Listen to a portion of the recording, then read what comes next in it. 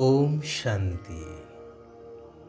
सर्वशक्तिमान, सर्वज्ञ, सर्वगुणर सागर, सर्वमय कर्ता निराकार परमात्मा शिव बाबांकर श्रेष्ठ ज्ञान आधार निजकु सर्वगुण संपन्न करैबार पुरुषार्थ करुथिबा महान आत्मा मानंकु हृदयर सहित ईश्वरीय शुभ अभिनंदन, शुभेच्छा, शुभकामना, सुप्रभात, सुस्वागतम। कथारे अछि भगवान जेतेबेले दियंती छप्पर फटेई दियंती, अर्थात असरंती संपत्ति प्रदान करिथांती। थरे जणे लोक मंदिर को जाई कहिले, प्रभु आपण कुआडे जाहाकू दियंती तार भंडार भरपूर हो जाए, पीढ़ी पीढ़ी खाइले बोइले सरे नहीं, तेबे मो उपरे टिके दया करुनाहांती काहींकी? मु तो नीति हृदयर सहित आपणंकु गुहारी करुछि। भगवान शून्यवाणी शुणेले कि मु तो समस्तंकु देवा पाई प्रस्तुत अछि, कारण मोर कर्तव्य होछि देवा। परंतु नेलावाला मो कथा शुणिले तो मो ठारु संपत्ति पाइबा पाई हेले मु जेउ कथा कहूछि सेही अनुसारे काम करिबा दरकार। तहु लोक जनक कहिले, प्रभु आपण आदेश करंतु, मते कौन करिबाकू हेबो? उत्तर रे भगवान कहिले, बेसी किछि कष्ट काम नुहे कि धन खर्च करिवार कथा मध्य नाही। केवल प्रत्यह ब्राह्म मुहूर्त रे उठी निद्रा त्याग करी एकनिष्ठ होई केवल मोरी स्मृति रे रही निस्वार्थ प्रभावरे सारा जगतर कल्याण पाई शुभ चिंता कर। से मित्र होई थाउ बा शत्रु, काहा प्रति घृणा भाव न रहु कि मोह आदि न रहु। एपरि भावरे बस जेपरि कौनसी भी परिस्थिति बा किपरि भी वातावरण ही थाउ, किंतु तुमे जेपरि विचलित न हुआ। मु प्रतिज्ञा करुछि तुमको तुमर मन इच्छित प्राप्ति कराइबी। लोकटी अति आनंदरे प्रभुंक उद्देश्य रे प्रणाम जणाई घर को फेरिले। भगवानंक कहिबा मुताबक कार्य मध्य आरंभ करिदेले। ब्राह्म मुहूर्त रे उठी बसिबाटा सबुदिनर जेपरि अभ्यासगत ही गला। मात्र केउ दिन मन विचलित होई एणे तेणे घूरी बुलिला तो केबे केबे पिला छुआंक चिंता करिबाकू लागिले कि भगवान देले मो पिला मानक पई कौन कौन सबु करिबी। एही योजना बुद्धि रे चलिला। विश्वर कल्याण चिंता करिबा समय रे शत्रुर चेहरा मानस पटकू आसीगले।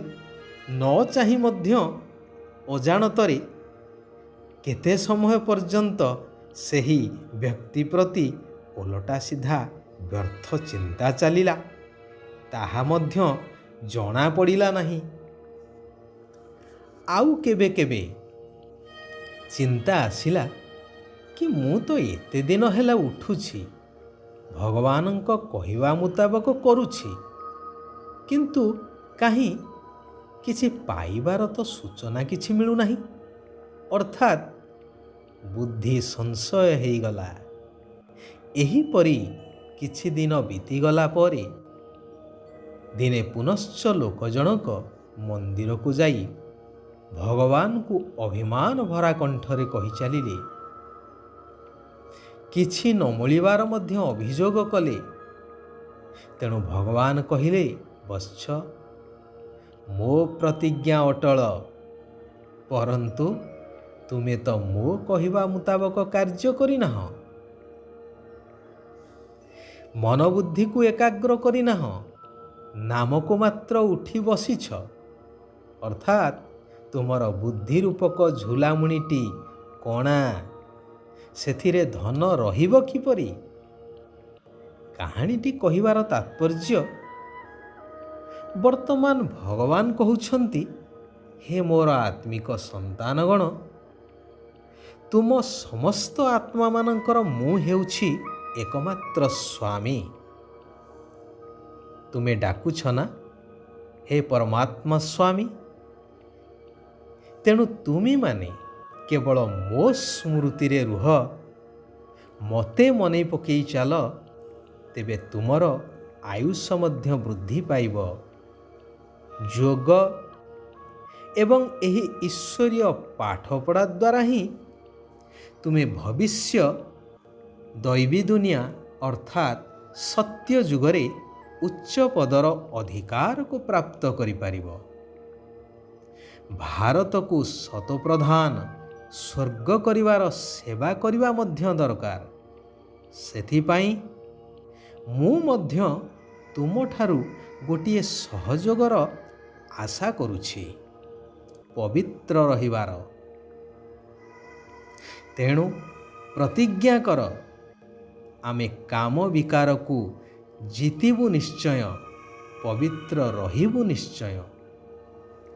ସକାଳୁ ସକାଳୁ ଉଠି ନିଜ ସହିତ ଏହିଭଳି କଥା ହୁଅ କି, ମିଠା ବାବା, ମୁଁ ଆପଣଙ୍କୁ ଏହିଭଳି ସହଯୋଗ ଦେବା ପାଇଁ ପ୍ରସ୍ତୁତ ଅଛି। ମୁଁ ନିଜେ ପବିତ୍ର ହେବା ସହିତ ସାରା ବିଶ୍ୱକୁ ବା ଭାରତକୁ ନିଶ୍ଚିନ୍ତ ପବିତ୍ର କରିବାର ସେବା କରିବି। ଯେହେତୁ ଭାରତ ହିଁ ଅବିନାଶ ଭୂମି, ଗାୟନ ମଧ୍ୟ ଅଛି ଶାସ୍ତ୍ରରେ, ଯୁଗେ ଯୁଗେ ଭାରତ, ଯାହା ନାହିଁ ଭାରତେ ତାହା ନାହିଁ ମରତେ। ଏବଂ ବାଇବେଲରେ ମଧ୍ୟ ଉଲ୍ଲେଖ ଅଛି କି ଯୀଶୁଙ୍କ ଆସିବାର 3000 ବର୍ଷ ପୂର୍ବେ ଭାରତ ସୁନାର ଚିଡ଼ିଆ ଥିଲା। ଅର୍ଥାତ୍ ଭାରତ ହେଉଛି ଭଗବାନଙ୍କର ଜନ୍ମସ୍ଥାନ, ତାହା ହେଉଛି ଅବିନାଶ ଭୂମି। ମୁଁ ସେହି ପବିତ୍ର ଭୂମି ପାଇଁ ନିଶ୍ଚିନ୍ତ ସେବା କରିବି। ମୁଁ ଆପଣଙ୍କ ଶିକ୍ଷା ଅନୁସାରେ ଚାଲିବି, କୌଣସି ବି ପାପ କର୍ମ କରିବି ନାହିଁ।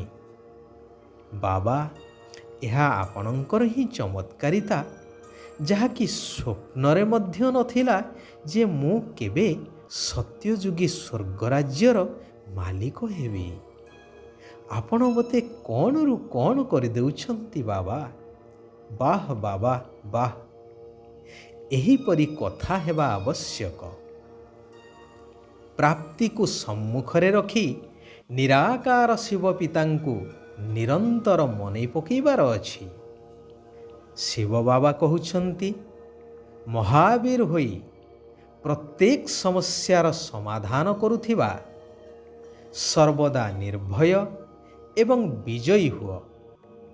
ଯେଉଁମାନେ ମହାବୀର, ସେମାନେ କେବେ ହେଲେ ଏହିଭଳି ବାହାନା କରିପାରିବେ ନାହିଁ ଯେ ପରିସ୍ଥିତି ବା ସମସ୍ୟା ଏଇଭଳି ଥିଲା, ସେଇଥିପାଇଁ ମୋର ପରାଜୟ ହେଲା, ମୁଁ ହାରିଗଲି। ତେବେ ସମସ୍ୟାର କାମ ହେଲା ଆସିବା, ଆଉ ମହାବୀରଙ୍କର କାମ ହେଲା ସମସ୍ୟାକୁ ସମାଧାନ କରି ବିଜୟୀ ହେବା। ହାରିଯିବାର ନଥିବ କେବେ, କି ଛୋଟ ମୋଟ କଥାରେ ଦୁର୍ବଳ ହେଉନଥିବେ। ସର୍ବଦା ଶାରୀରିକ ଏବଂ ମାନସିକ ଖୁସିର ଅନୁଭବ କରି ଚାଲୁଥିବେ।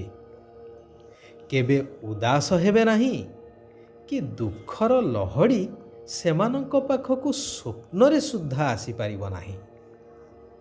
ଜ୍ଞାନୀ ଏବଂ ଯୋଗୀ ଆତ୍ମାର ଲକ୍ଷଣ ହେଉଛି ସମସ୍ତଙ୍କ ପ୍ରତି ସର୍ବଦା କଲ୍ୟାଣର ଭାବନା ରଖିବା। ଆଚ୍ଛା, ଆଜି ପାଇଁ ଏଇଠାରେ ଆମେମାନେ ବିରାମ ନେବା।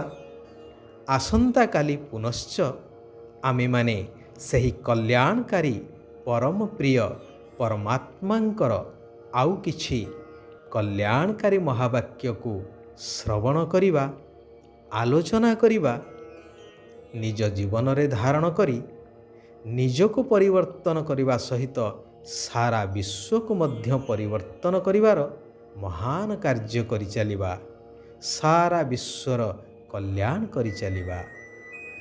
ଓମ୍ ଶାନ୍ତି, ଓମ୍ ଶାନ୍ତି, ଓମ୍ ଶାନ୍ତି।